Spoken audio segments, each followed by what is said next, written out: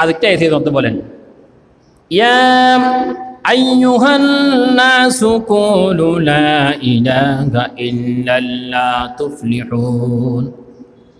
ইসলামের প্রথম যুগত যাতে প্রথমে যাতে মানুষদের যে ইসলাম কবুল করিব মক্কি জিন্দাগি, তখন রসুল পাক সাল্লাল্লাহু আলাইহি সাল্লাম হদিয়া আইয়ুহান নাস, মানুষ যাতে শিরিক লই বিভিন্ন গুনার সাথে যাতে সম্পৃক্ত গিয়ে কই রসুল করিম সাল্লাল্লাহু আলাইহি সাল্লাম হদে ইয়া আইয়ুহান নাস, হে মানব মণ্ডলী, কুলু লা ইলাহা ইল্লাল্লাহ তুফলিহুন, শুধু লা ইলাহা ইল্লাল্লাহ ইয়ান যদি তোমারা হদ হয় আল্লাহ তাআলা তোমারা সফলতায় পৌঁছিয়ে দিবেন, সফল কাম করাবেন এবং তোমাদের স্থান হবে এই মুহূর্তে যদি এই দুনিয়া থেকে বিদায় নিয়ে যাও তোমার স্থান হবে আল্লাহর জান্নাত। সুবহানাল্লাহ।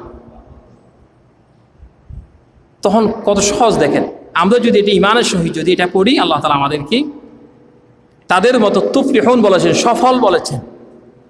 অন্য আরেকটি হাদিসের মধ্যে রাসূল করিম সাল্লাল্লাহু আলাইহি ওয়াসাল্লাম বললেন, মান মাতা ওয়া হুয়া ইয়ালামু আন্নাহু লা ইলাহা ইল্লাল্লাহ দাখালাল জান্নাহ।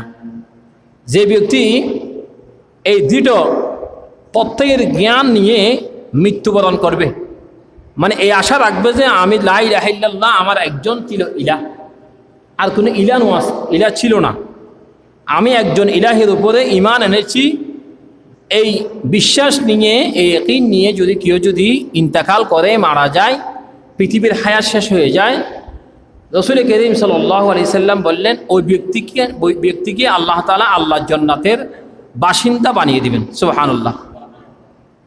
শুধু আল্লাহ একজন আছে সেটা যদি কেউ যদি এই বিশ্বাস এই ঈমান তাকে আল্লাহ তাআলা তাকে জান্নাত দান করবেন। তাহলে আমাদের এখানে বিষয়টা হচ্ছে আমাদেরকে আল্লাহ একজন আছে, আমাদের ইলাহ একজন, এটার উপর আমাদেরকে বিশ্বাস রাখতে হবে। কিছু চাইতে হবে আল্লাহর কাছ থেকে চাইলে, কারণ আল্লাহ ছাড়া আমাদের সম্পূর্ণভাবে অন্য কেউ কিছু দিতে পারে না। আমরা হায়াত আল্লাহর কাছ থেকে চাই না, ইয়ার পরে আল্লাহ আমাদেরকে কত বছর হায়াত দিয়েছেন।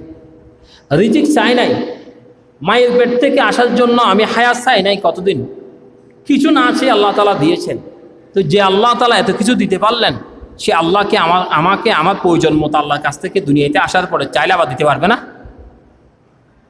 দিতে পারিব না? যে আল্লাহ তো না আরব মার ফের থেকে ন চাইলে আল্লাহ দাম বুঝদিন, তো দুনিয়ায় দায়ের কিছু চাইলে আল্লাহ দিব।